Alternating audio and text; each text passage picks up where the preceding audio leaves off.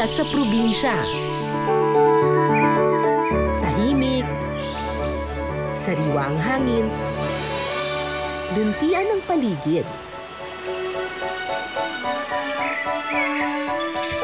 Kung hanap ninyo yung lugar na bubusog sa mata at tiyan, wow! Ang ganda! Sarap! samahan niyo ako sa isang nature and food adventure. Pwede ko na bang abutin ito from here? Maano ba to? Matibay to? Ay! Tara, dayuhin natin ang isang bayan sa gitna ng Quezon. Ayan na! Ayan na! Para ka nakakita ng ginto, oh. Ang ganda ng kulay. Ay, ang ganda naman ng luyang dilaw dito. Orange na orange. Dahil kakambal ng mga yaman nilang likas,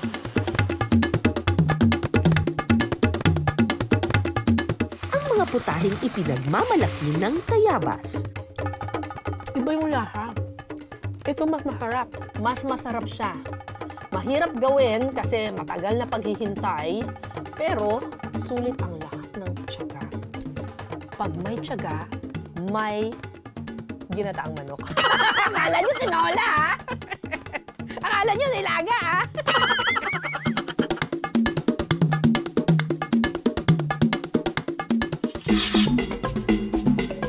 Nasa paanan ng Mount Banahaw ang Tayabas, kaya naman malamig ang klima rito at mataba ang lupa.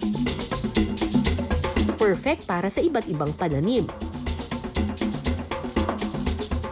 Katunayan, 68% ng kabuuang lupain ng Tayabas nakalaan sa agrikultura. Tuwing Oktubre, sagana rito ang tinaguriang Queen of Fruits, ang mangosteen.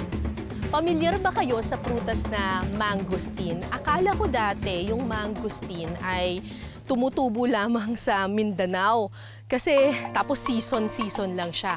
Pero apparently, kahit dito sa Quezon, meron din pala silang bersyon ng mangosteen.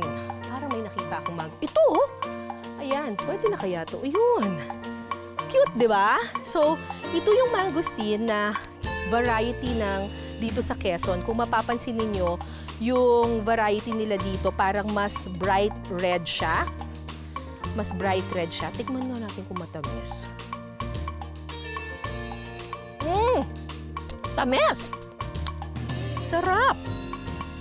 Ang mangosteen ay namumunga lamang once a year and usually tuwing September hanggang November lamang. At swerte tayo kasi makakakuha tayo ngayon ng mga mangosteen. Kasama ko dito si Kuya Anthony. Hi, Kuya Anthony! Good morning po. Ito yung inyong mga plantation ng mangosteen. Opo, ma'am. Harvest season na. Opo. Karaniwang umaabot ng hanggang 25 metro ang taas ng mga puno ng mangosteen. So, merong mga mangosteen na parang mababa lang at pwede nating pitasin mula dito sa baba, katulad nito. Ito. Ito. Ayan. Buwaluhan natin. Oh my gosh. Ang problema, yung mga mangosteen daw, hindi pwedeng mahulog sa lupa kasi hahalo raw yung dagta. Tama, Kuya? Totoo po, ma'am. Kaya po, bago po siya mahinog na hinog, Pinipitas nyo na. po agad, ma'am. Kasi mahihinog pa rin naman siya kahit na napitas na. Opo, ma'am. Kasi kapag nalaglag sa lupa, Ay, ano po, nasama na po ang lasa. sasama daw yung Opo. lasa. So, mapait. Oh, medyo mapait po, ma'am. Ayun. Huwag hahayaang mahulog sa lupa ang mga mangosteen. Opo. Kasi papait. Opo. Okay. Lesson of the day, huwag hayaang ma-fall kung ayaw mong maging bitter. Ang mangosteen. Okay. So, pwede tayong manungkit. Ito po, ma'am. Pwede niyo po itong gamitin, ma'am. Ito po. Ayun, Yan. ito. So, ito, ay kuya, Yan, pwede na po siya, ma'am. Ready to eat na po yan. ito ready to eat na to. Ang cute, ang liliit. Ay, ito, meron dito, oh. Hindi na pala akong makukuha dito pa lang.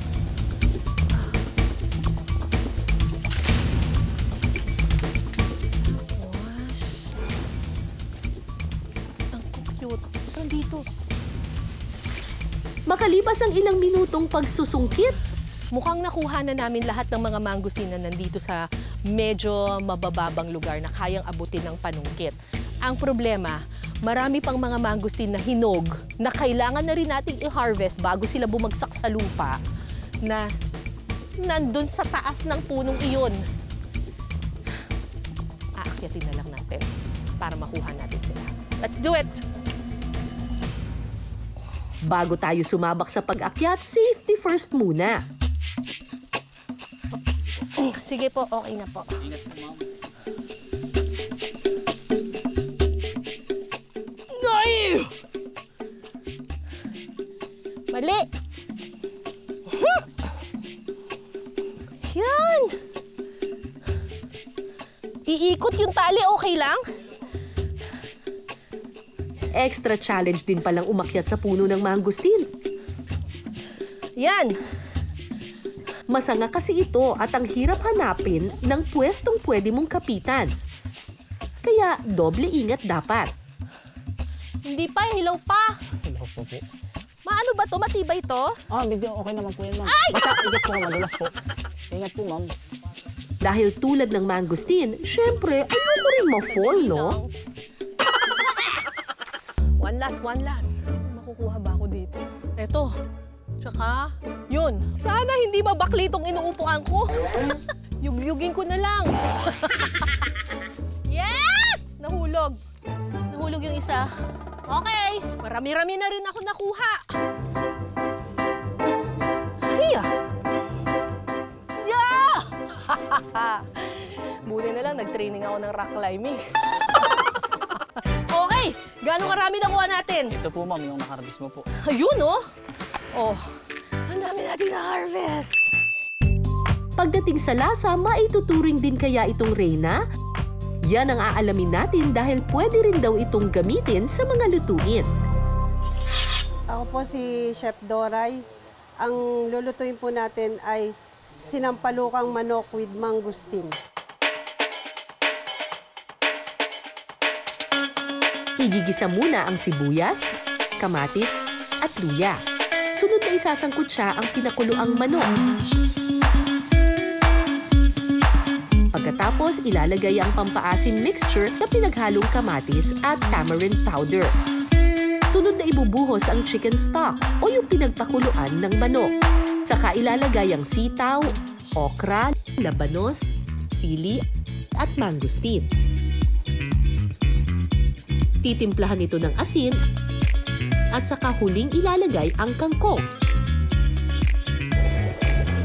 Kapag kumulo na, pwede nang tikman ang sinampalukang manok with mangosteen.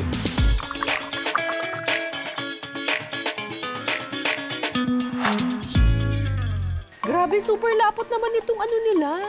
Sinampalukang manok. Nasaan ba yung mga mangosteen dito? Ito Okay, tikman muna natin yung sabaw. Ang peg niya sa akin, para kang nagsinigang sa santol, parang may pagka-ganun yung lasa niya.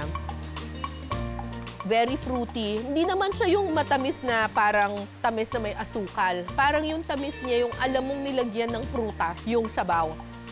Ako, mahilig kasi ako sa sabaw na naglalaban yung asim at saka tamis. Kaya okay sa akin to.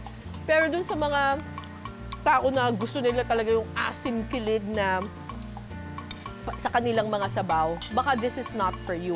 Pero ako, dahil gusto ko yung nag-aagaw na asim at tamis, okay. Kakaiba. Para naman sa mga mahilig sa camping at nature trip, sa isang kilalang campsite dito, may hands-on experience pa sa buhay bukid. Ang farm na ito ay nagpo-promote ng sustainable farming at organic farming. So, yung paraan nila dito ng pagtatanim at mismong mga halaman na tinatanim nila, lahat ay kung paano itinanim nung sinuuna pang panahon. Walang ginagamit ng mga masyadong modern technology at saka mga chemicals or pesticides. Ngayong araw na to, ang mission ko ay magluto ng ginataang manok. Parang ang dali lang, di ba? Pero may challenge para sa akin. Yung ginataang manok dito sa Tayabas, Quezon, ang tawag nila ay gata sa dilaw. Hindi po kami magluluto sa stove or whatever. Magluluto po kami sa kawayan. Magsisibak muna ako ng kawayan, kaya meron ako ditong dalang itak. Kasama ko si Kuya Oyo. Hi, Kuya Oyo! Hello. Tayo daw po yung maninibak ng kawayan. Bago raw matikman ang gata sa dilaw ng mga taga-Tayabas, kailangan muna itong paghirapan.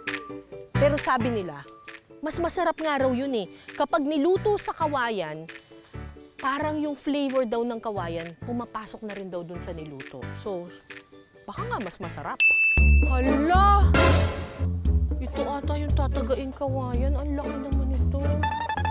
Grabe kuya, ang laki niyan! Hala, ang hirap!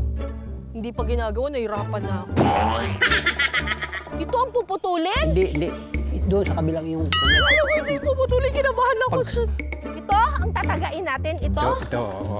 Ang hirap naman, kuya. Paano gagawin natin? Paano ang... Dito ang umpisa ng taga ay dito. Puno lang. Mga hanggang anong oras po tayo dito? Mga alas 7 ng gabi?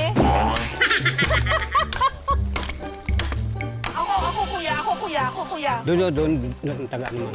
Ganyan? Oo. Siyempre, wala akong natutulong. Ako.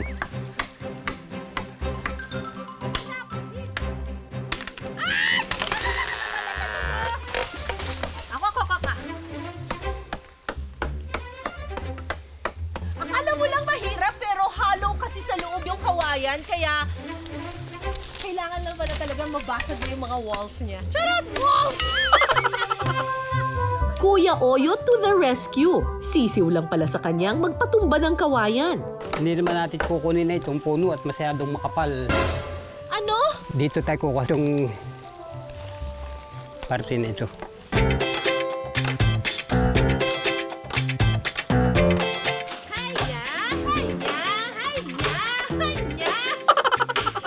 Makalipas ang ilang minutong pagtatagpas, sa wakas ang first mission na pagkuha ng kawayan, success! Matapos maputol at maihulma ang kawayan, meron na tayong lutuan. Lahok na lang ang kulang. Magluluto tayo ngayon ng gata sa dilaw. Isa itong uri ng ginataang manok, pero ang ginagamit nila, luyang dilaw. Yun yung pampasarap nila. So, syempre, manguha muna tayo ng luyang dilaw. Tara! Parang magbubungkal tayo ng lupa ngayon. O magpapala ng lupa. Hi, sir! Hello. Dito ba yung luyang dilaw? Yes, ito mga to ang luyang dilaw. Ah, yan bang? Yung luyang dilaw. So, kailangan bunutin natin yan kasi yung luyang dilaw nandun sa ilalim Nasa ng ilalim. lupa. Maraming luyang dilaw o turmeric dito sa farm. Mabilis itong tumubo at hindi maselan sa klase ng lupang pagtatamnan. Ginagamit din ito bilang pampalasa at natural na pangkulay sa iba't ibang lutuin. Kain lang natin yung paikot na ganun. Lalabas natin siya. Kasi kapag binunot mo siyang ganyan, Nako, mapuputol yung stalk. Hindi mo makukuha yung luya. May iwan yung luya sa ilalim. Ay, nabalik ko, kuya. Sa'yo. Ah, malalim ba? Ito na siya. Ito. Ay, ayan na! Ang babaw lang pala. Ay, ang daming uod. Ayan na! Para ka nakakita ng ginto, oh. Ang ganda ng kulay. Wow! Ay, ang ganda naman ng luyang dilaw dito. Orange na orange. Pwede natin iwan yung iba kasi dadami pa yan. Oo, lalaki pa. Wow, ang bango. Kumpleto na ang kailangan. Kawayan, check. Luyang dilaw, check. Kaya naman simulan na natin ang pagluluto. Una po, lalagay po natin dito yung itong mga pampalasa. Okay. Sibuyas, bawang. Ilalagay lang sa loob. Hulog lang. Wala nang gisa-gisa dito. Pagsasama-samahin na lang. So ito ay luyang puti. O yung ibang tawag luyang Tagalog. Tapos ito yung luyang dilaw. Mas marami yung luyang dilaw. Nilagyan pa rin natin ng luyang puti kasi yung luyang puti mas maanghang ng kaunti. Whereas yung luyang dilaw naman mas aromatic at saka siya yung nagbibigay ng dilaw na kulay. Titimplahan lang ito ng asin, paminta, brown sugar at patis. Sunod na ilalagay ang papaya at manok. Pagkatapos, ibuhos na dito ang pangalawang piga ng gata ng niyog. Takpan na natin. Ngayon, iluluto na natin ito sa apoy. Pakuluin sa loob ng 1.5 oras.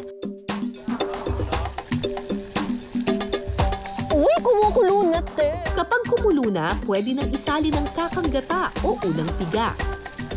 Okay, hihintayin na lang natin siyang kumulo pa ulit. Pero actually, luto na to, yung kakang gata, pangpadagdag lang ng creaminess. Maya-maya pa, luto na ang ipinagmamalaking gata sa dilaw ng mga taga-Tayabas. At eto na po, ang bunga ng ating pinaghirapan. Tikman natin ang ginataang manok na may luyang dilaw. Very, very creamy. Tsaka ang ganda ng kulay. Lutong-luto na to. Kasi ang lambot-lambot na nung papaya natin.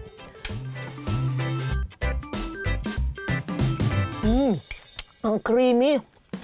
Sarap ng sabaw.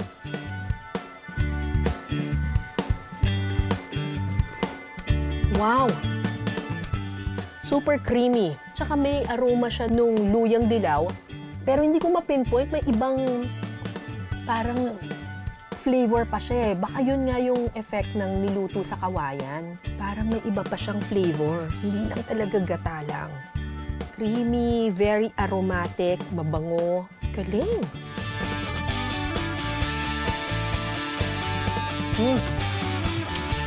Sarap!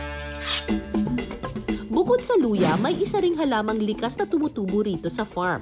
Ang tawag dito, tibig o native fig. Isa itong uri ng puno na endemic o katutubo sa Pilipinas at karaniwang matatagpuan sa mga gubat o tabing ilog. Pero dito, meron din tayo dito sa Tayabas, Quezon na version ng tibig, mas maliliit lang siya. Yes. At ang sabi ninyo, Sir Ben, yung tibig may dalawang uri. Merong may lalaki, may babae. May lalaki tsaka babaeng prutas. Yes. So ito pong nakikita natin ngayon, ito po ay lalaki o babae? Actually, ito ay babae rin. Ah, babae ito. Oo, babae ito. So medyo makintab siya. Ang lalaki, mas malaki ng konti dito. Saan ba yung lalaki? Maghanap nasa tayo kabila. ng lalaki. Ito! Ay, mas malaki. Yan. Ito yung lalaking tibig. Bakit pinabubulok na lang, sir? Kasi yung lalaki, hindi namin kinakain kasi medyo may pakla siya. Pwede na itong pitasin? O hindi pa? Hindi pa. Merong, dito wala pang gaano hinog eh. Oo. Merong hinog doon sa kabilang puno, Oo. pero kung manonotice mo yung difference niya, Oo, mas malaki yung lalaki kesa dun sa babae. oo, tsaka makintab. Makintab. Mas maganda actually, yung Oo, babae. mas attractive Oo, na mas yung attractive siya, mas buhay yung kulay niya, tapos parang mas shiny siya ng kaunti. Pero ito ay matigas pa, hindi pa ito pwedeng Hindi pa kunin. pwede.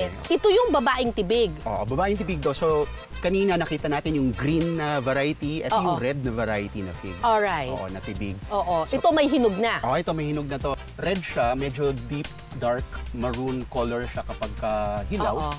Kapag hinog, medyo naglalighten na siya. Bukod sa kulay at itsura, malalaman din kung lalaki o babae ang isang tibig sa laman nito. Ang babaeng tibig, kapag binuksan makikita ang malambot na laman at matubig na loob. Samantala, ang lalaking tibig naman karaniwang tuyo, kaya naman hindi ito kinakain. Dry. Dry. Oh, tingnan ninyo ang pagkakaiba. Mas malaki pero dry. Yes. Mas maliit pero juicy. Dito tayo. Doon tayo sa juicy, syempre. So, ang babaeng tibig lamang ang pwedeng kainin. Yes. Paano po ito kinakain? Okay. Pwede itong kainin ng ng as is, sa fresh.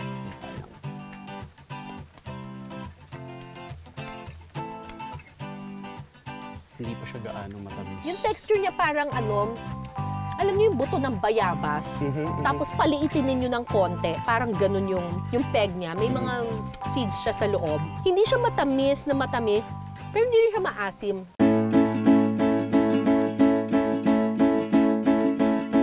Ang sabi rin sa akin ni Sir Ben, yung puno ng tibig ay indicator na merong tubig sa lugar. Yes. Kasi hindi tutubo ang punong ito kung walang water source. Kaya madalas nakikita to sa mga tabing ilog, tabing sapa. Ang mga tibig na ating nakuha, diretso na sa kusina. Ako nga pala si Edgar Rubio. Ang aking pong lulutuin ay ang sinigang na bangus sa tibig.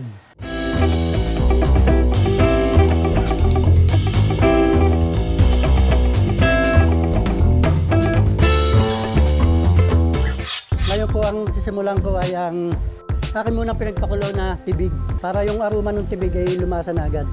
Ito rin po ang magiging asim ng ating sinigang. Sunod na ilalagay ang sibuyas at luya.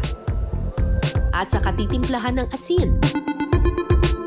Idadagdag ang okra, labanos, sitaw, blended tomatoes, at kamatis. Pagkakulo ng sabaw, ilalagay ang bangus. Pakuluin ng 5 minuto bago isunod ang siling pangsigang at kangkong. Maya-maya pa, pwede nang humigop ng mainit na sabaw ng sinigang na bangus sa tibig.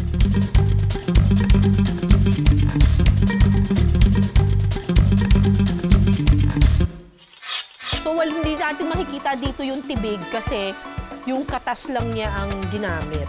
Tikman natin yung sabaw na may katas ng tibig. Hindi ko naman malasahan yung difference. Para siyang regular na sinigang na bangus. Hindi siya maasim na maasim. Kasi I suppose yung tibig ay medyo fruity at matamis. Kaya medyo na-neutralize niya ng kaunti yung asim ng sinigang. Para makumpleto ang inyong camping experience, pwede rin kayong manghuli ng apta, lokal na tawag sa maliliit na hipon na naninirahan sa mga sapa at ilog dito sa paanan ng Mount Banahaw. Simple lang ang paraan ng panghuhuli nito gamit ang maliit na panalap o net. Maingat na sinasalok ang mga apta sa mga batong pinagtataguan nila. Maliliit man ang mga hipong ito sa sukat, malaki naman daw ang ibinibigay nitong sarap sa ipinagmamalaking pinais ng Tayabas.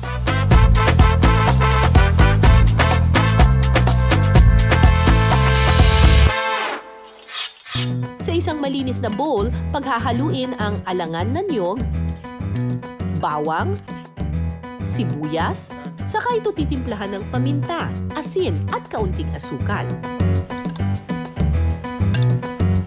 Sunod na ilalagay ang apta shrimp.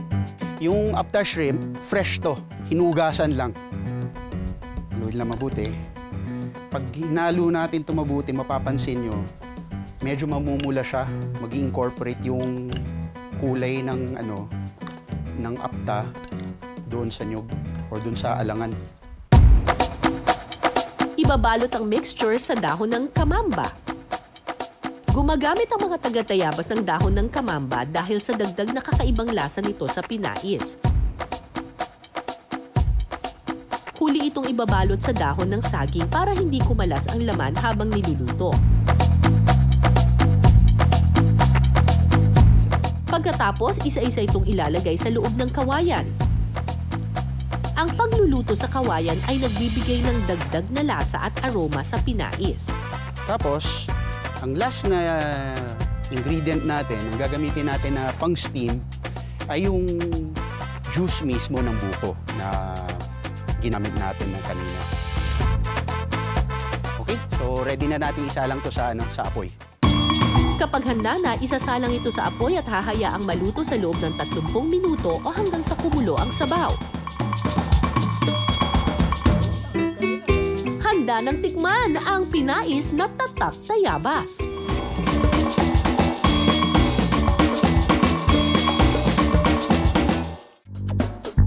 Ang mga hipon sa Tayabas huwag ismulin. Dahil ang lasa, sarap na di pa huhuli. Tikman na natin itong pinais na hipon.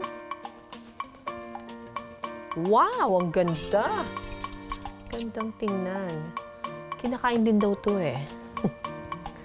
Ay, ang ganda ng pagkakaluto. Wow. Tikman natin. Kasamang kanin.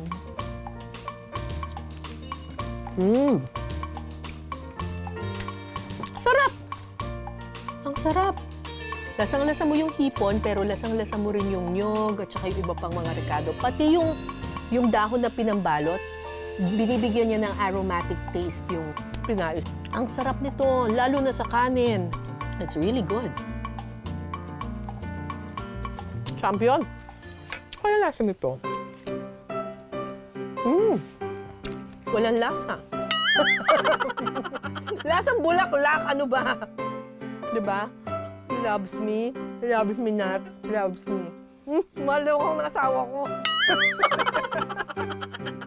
Ang sarap naman ito. Panalo.